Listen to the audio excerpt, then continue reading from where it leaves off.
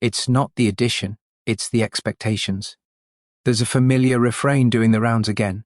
Advanced Dungeons & Dragons made better players, modern editions coddle them. It's a comforting story. It's also mostly wrong. Rule sets don't create table culture. People do. I've played with largely the same group for over 46 years. We've moved from first edition of D&D through later TSR editions into modern Dungeons & Dragons and beyond.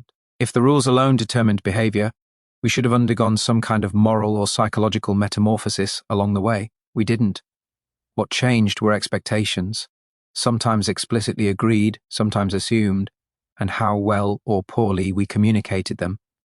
The idea that early editions automatically produced tougher, more imaginative, less entitled players doesn't survive contact with history. I've seen first edition players argue rules lawyering points with the intensity of constitutional scholars. I've seen entitlement, sulking, spotlight hogging, and passive aggression long before feats, subclasses, or character builds were blamed for them. Age doesn't fix this either. 60-year-old men can be just as immature as teenagers when expectations aren't aligned. Nostalgia has a way of sanding down the rough edges of memory. One of my players famously disliked weapon specialization when it appeared in second edition. It felt like unnecessary structure, too mechanical, too limiting. And yet he wouldn't go back now. Not because the rule is objectively better, but because structure solved a problem that the earlier game simply left hanging in the air. Advanced Dungeons & Dragons' lack of structure wasn't a virtue, it was an absence the table had to fill itself. Sometimes we did, sometimes we didn't. That's the part that often gets quietly skipped. Early editions required social discipline because the rules didn't provide it. If you had a good referee, a cooperative group, and shared assumptions about risk, fairness, and player agency, the game sang. If you didn't, it could become arbitrary, adversarial, or quietly miserable.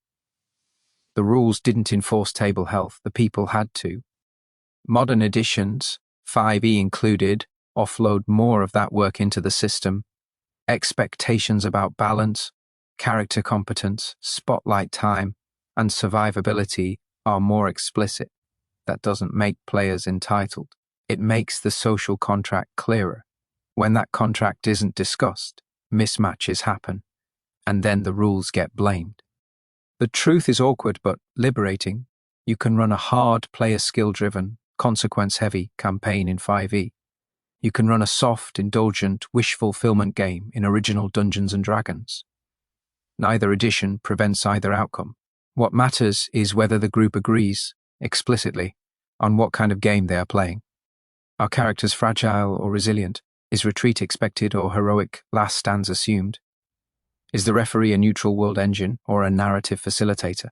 Is player cleverness rewarded over character abilities or alongside them? When those questions go unanswered, resentment grows. When they're answered clearly, most edition wars evaporate. Edition debates are often proxy arguments for something else: disappointment, mismatched nostalgia, or grief for a play culture that existed in a particular room with particular people at a particular time. The rules were there, but they weren't the magic. The magic was the table. And that's good news, because tables can change, expectations can be stated, cultures can be rebuilt, without pretending that a specific year of publication held the secret to better play.